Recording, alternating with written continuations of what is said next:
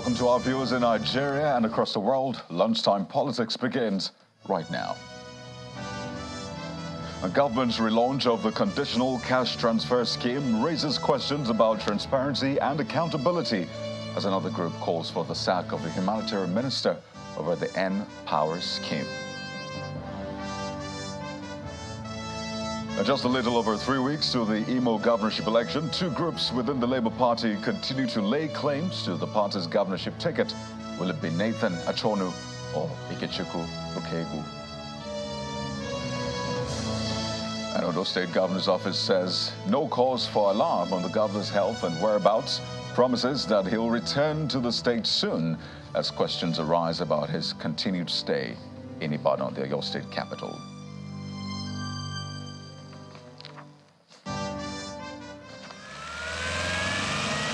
This is Channels Television's breaking news.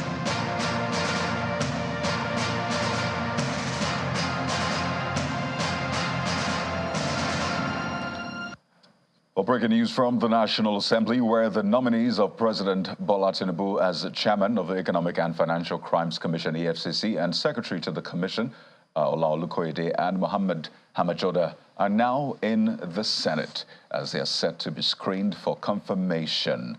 That's right. Also to be screened is Halima Shehu, following her appointment as a national coordinator and chief executive officer of the National Social Investment Program Agency. So we expect that Mr. Ola Olukoyede, who's been nominated as chairman of the EFCC, will be screened anytime soon at the upper chamber. Also, the Senate President, Godswill Akpabio, has announced Senator Lola Ashiru from Kwara South as a new deputy leader of the Senate, and he replaces Mr. David Umahi, who is now a minister. Well, Senator Ashiru was previously the deputy whip of the Senate, while Senator Yekachi Uwebonyi from Ebonyi North is now the new Senate deputy whip. So that's news coming in from the Senate. We're live for you at the Senate, and we'll be bringing you all of the breaking stories as they come in from Nigeria's upper chamber. But let's take a moment from there and head over to the executive, where the relaunch of the conditional cash transfer scheme, this time under the name Renewed Hope, which is the campaign mantra of the Tinubu government, has gotten a lot of people talking. This is expected to be the biggest so far, with 15 million vulnerable households receiving 75,000 naira over the next 3 months. Now, this was disclosed at the launch in the nation's capital by the president, who was represented by the secretary to the government of the Federation, Senator George Akume. Our State House correspondent Emperor Simon has more. Words with action. The secretary to the government of the Federation, Senator George Akume, and other government officials are at the press gallery of the presidential villa for the flag-off of the conditional cash transfer program, which coincides with the commemoration of the International Day for the Eradication of Poverty. According to the National Bureau of Statistics report, over 133 million Nigerians were multidimensionally poor in 2022, and with the removal of fuel subsidy taking a toll on the livelihood of the citizens, the cash transfer program is expected to provide over 60 million of the citizens with some relief for 3 months, as explained by the Minister of Humanitarian Affairs and Poverty Alleviation. 15 million households will be receiving 75,000 naira over a space of 3 months. This equates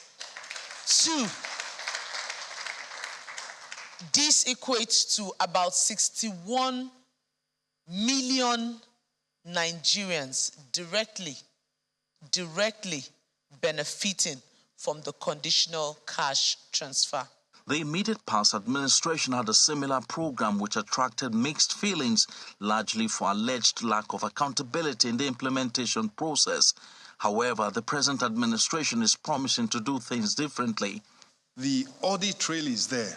The mechanism that is going to be used is one that is biometric. It is proven. You will be able to name every single person that has received those funds. So Nigerians can rest assured that this is an efficient and accountable way of providing relief to poor Nigerians. The Secretary to the Government of the Federation, Senator George Akume, represented the President at the event, and he outlines other plans the administration has. The government is working to develop and deploy several more solutions and interventions to help Nigerians of all walks of life. These include A, investment of 100 billion to purchase 3,000 units of 20-seater compressed natural gas powered buses, investment of 200 billion naira to cultivate 500,000 hectares of farmland to improve food security. A symbolic presentation of a 25,000 naira check is made to 5 beneficiaries drawn from different parts of the country. A lot of data have been captured. This money is going to be transferred, not given by hand to an individual. So it could be traced. This is a landmark achievement worth celebrating for the federal government, but many Nigerians are hoping to see how transparent the process will be, ensuring that those targeted for the scheme are the ones who will get the benefits at the end of the day. From the presidential villa, Emperor Simon, Channels Television News.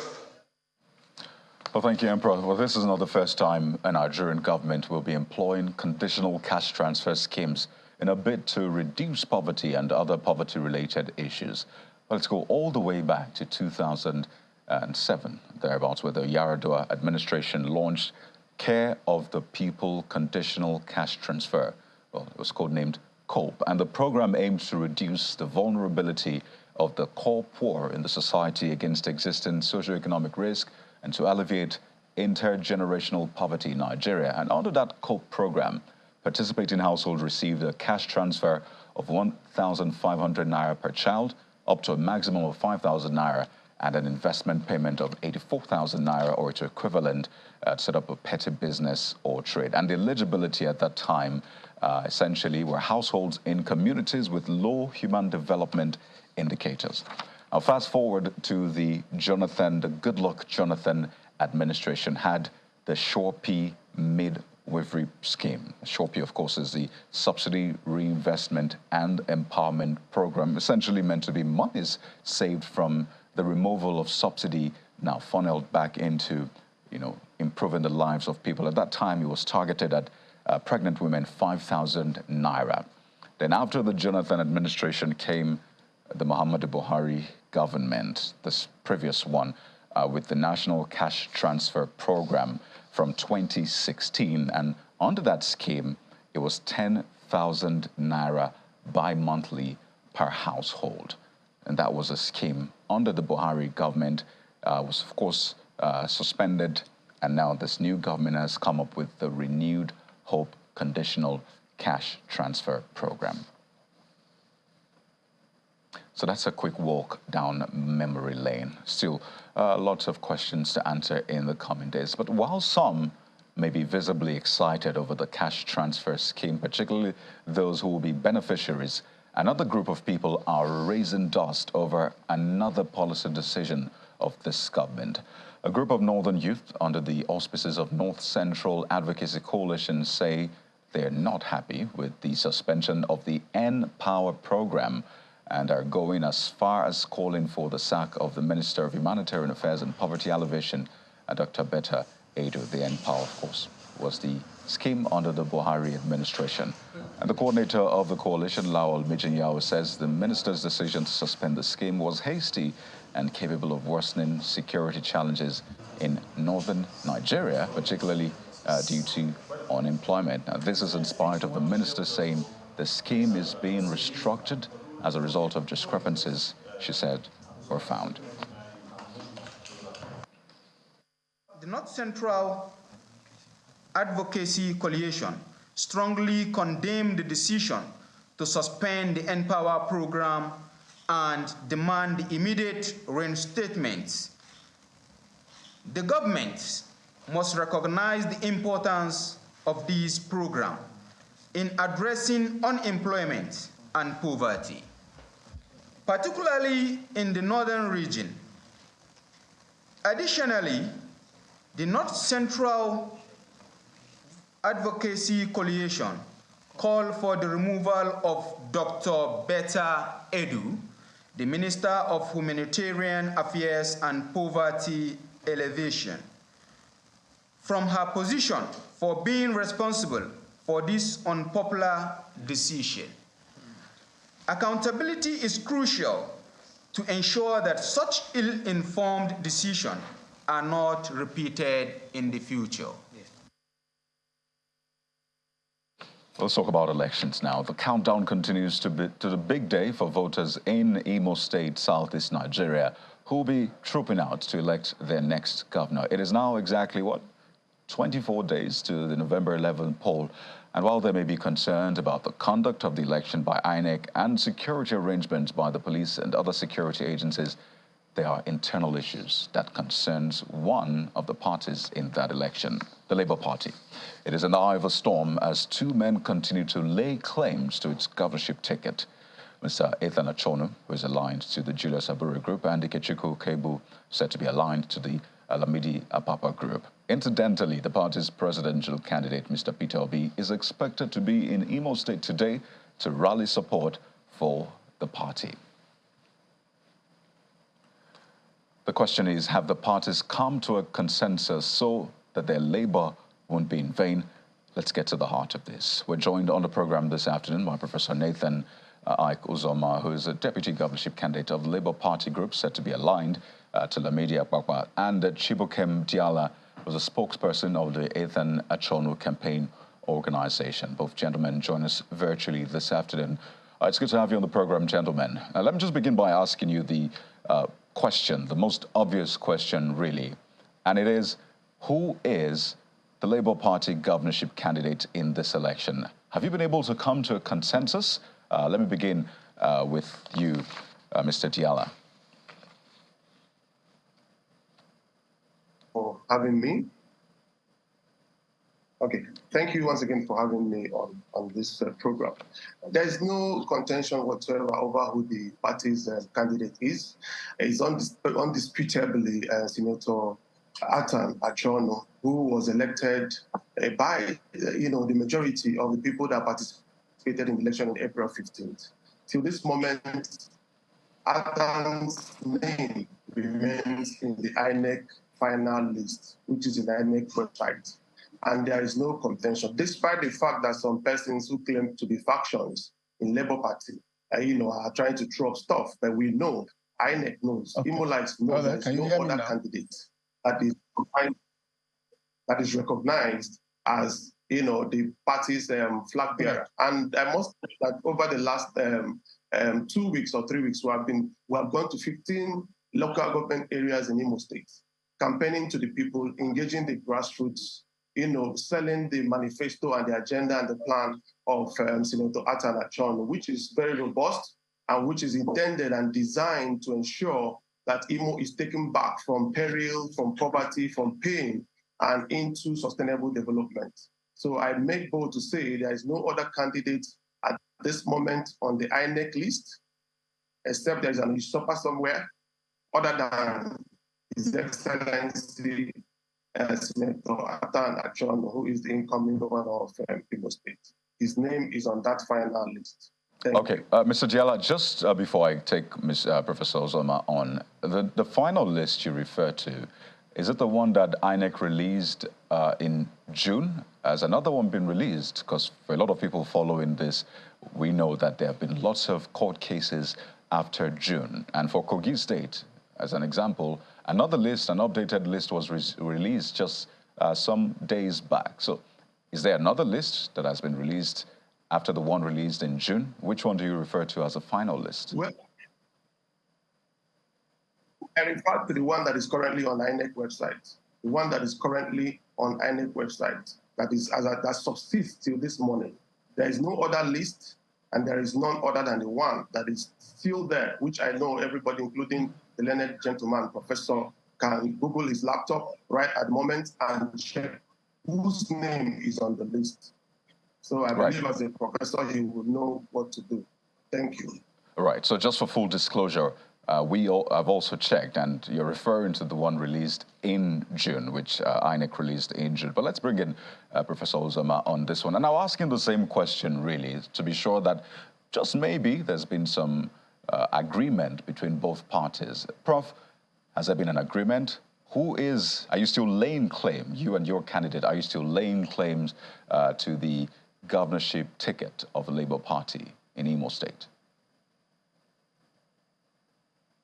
Thank you for having me this afternoon. I want to begin by saying that Labour Party is one party, but the issue of who is the authentic candidate of the Labour Party happens to be an issue that has gone through the High Court, Appeal Court, and to the Supreme Court. And today, history has it very, very verifiable and authentic that Senator Atan Achonu that went to Supreme Court, and the Supreme Court ruled just a few weeks ago. I have the copy of the judgment that his matter was struck out. Senator Atan, when Basil, who was a contestant too, went to High Court in Bayelsa, trying to asking the court to declare him as the authentic candidate of Labour Party in Imo State. The court ruled in favor of Chief Ukebu. Well, he wasn't satisfied with the ruling. He consequently approached the appeal court, and while in appeal court, Senator Atan went and desired to join, and because it was belated in line with the provisions of the law, his matter was struck out. He appealed against that judgment, and it was struck out. He further went to the Supreme Court. And the matter was struck out. Now, please, I just want to ask, you went to appeal court, your matter was struck out. You went to Supreme Court, your matter was struck out.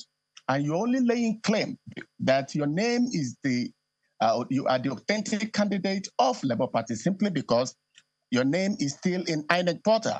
I want to say that INEC certainly will review the name any moment from now, because that is the truth. As we speak, Atan's name is there.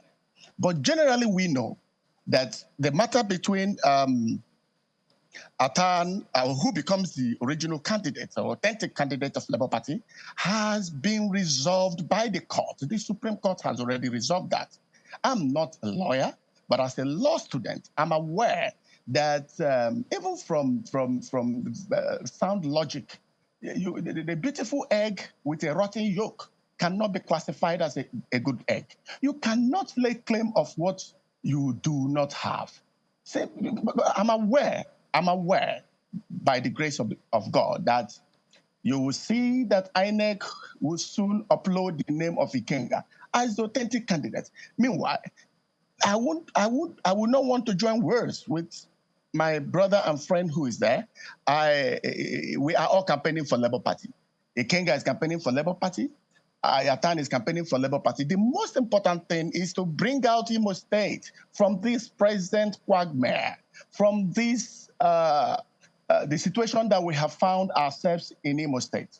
We need a change of government. You know, in philosophy we say trying another leg. You know, one of the principles of philosophy is that there is what we call the principles of contradiction. That is to say, a thing cannot be said to be true and false at the same time. Now, relating it to the context of our discussion, you will understand that when the Supreme Court says this is our position on this issue, it is axiomatic, it's final. What exactly, Prof, did the Supreme Court say? What were the words? Because it said it was struck out, but what did the Supreme Court say? Did it explicitly say that Senator Achonu is no more the candidate of the Labour Party in this election? Well, when you say what did the court say, I will refer you to what the court said in the High Court. The High Court judgment declared that Ikenga, Basil Maduka is not the rightful candidate. That the rightful candidate and the only authentic primary recognized by the law was the one conducted on the 16th of April. That was the one conducted by Mr. Lamido Apapa, because there was, Abure was suspended. And nature, in every organization, nature abhors vacuum. When number one is not there, number two should take over the leadership of the party. Right. And you cannot conduct election when you are in suspension. All right. I think that is the issue that is actually generating a bit controversy. Okay, let's bring in Mr. Diala now, because I see he wants to respond. So for Prof, he's gone all the way back to the High Court and saying that this is what led all the way to the Supreme Court. And he says that all of those cases were struck out in favor of his own party, or at least his own group. What do you say, Mr. Diala? Yeah, I think Prof needs to get a better briefing from his lawyer. First of all, Senator Tanachon never went to the courts. He never went to. It was Maduka that went to Basil Maduka that took Okebu to court. Basil Maduka, Okebu organized a private primary. Okebu and his team under the Alameda Papa organized a private primaries, which was not mandated by the National Executive Council. It is on record constitutionally and has been proven has been supported by the Supreme Court several times that the National Executive Committee are the ones that are responsible to set up any form of election panel, which was done by the Labour Party National Executive Committee. And Alex Oti was to manage that electoral process, as well as other respected Nigerians Labour Party leaders who attended. Now, on the 16th, Ukebu went and organized a private primaries, which was not authenticated by the Labour Party. And I don't know what you mean by private primary. Professor Ozoma, just a moment. It will land on that point. Go ahead. Yes. He organized a private primary that was not authenticated by the National Working Committee of the party on the 16th. Then after that elections, he went and connived with Basil Maduka.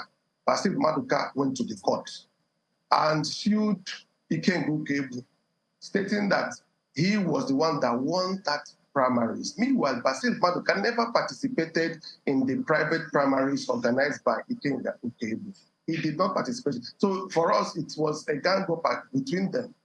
At the court in Owerri, where it was started and later proceeded to Bayelsa, the judge, in his wisdom, said that Basil Maduka does not have any local standing to even come to the court in the first place, because one, he did not even participate in the election he's suing Ikengu Kebu.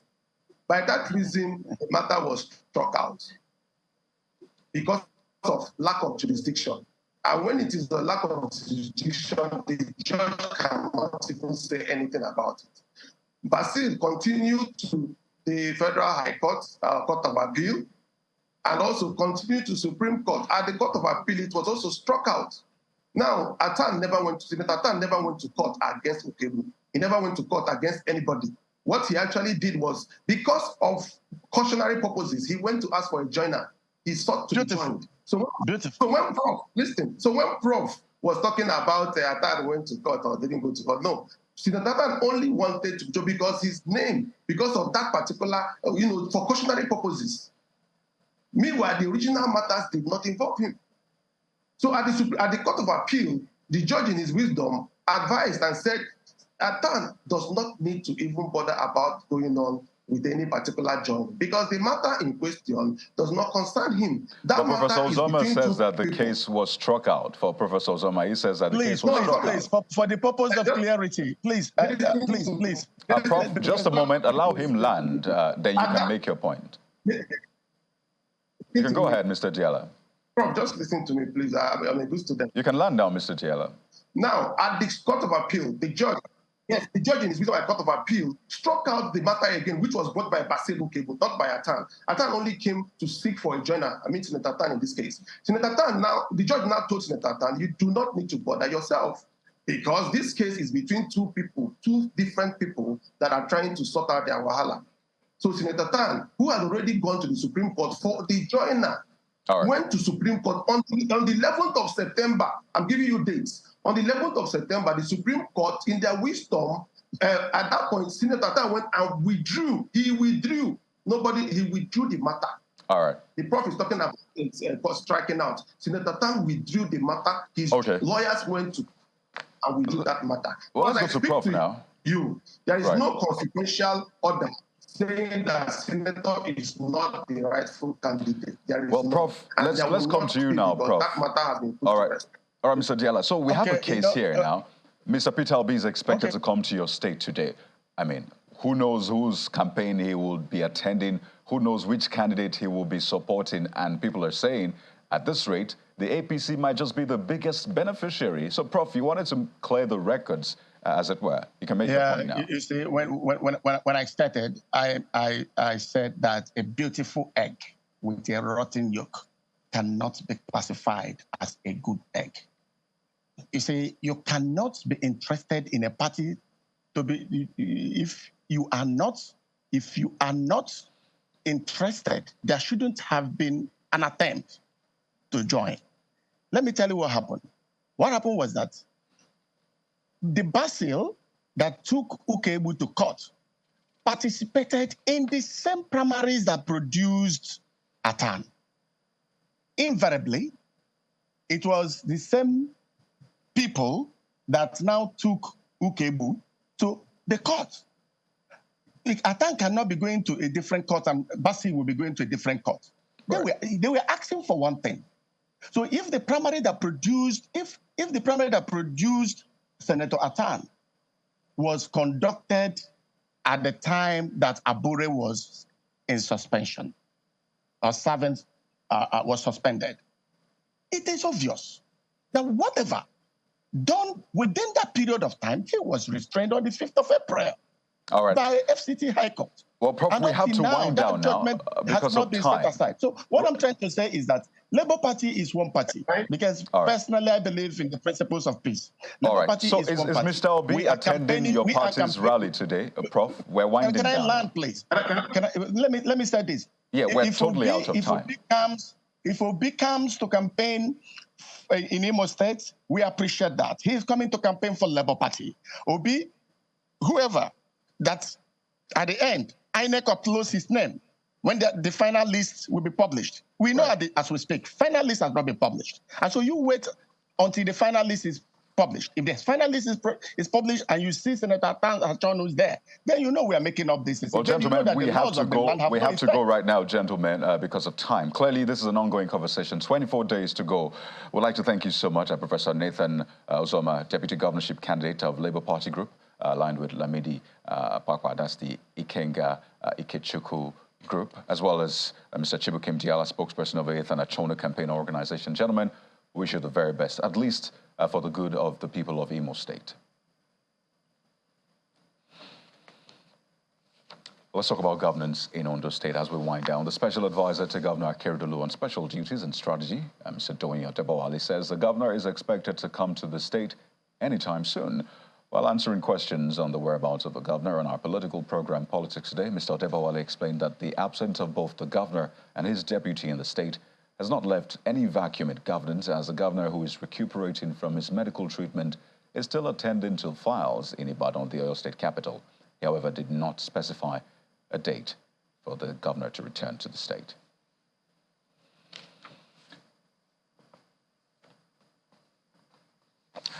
Well, that's Lunchtime Politics for you this afternoon. Thank you so much for being a part of the show. I'm Kayode Okikulu. Thank you for watching. Goodbye.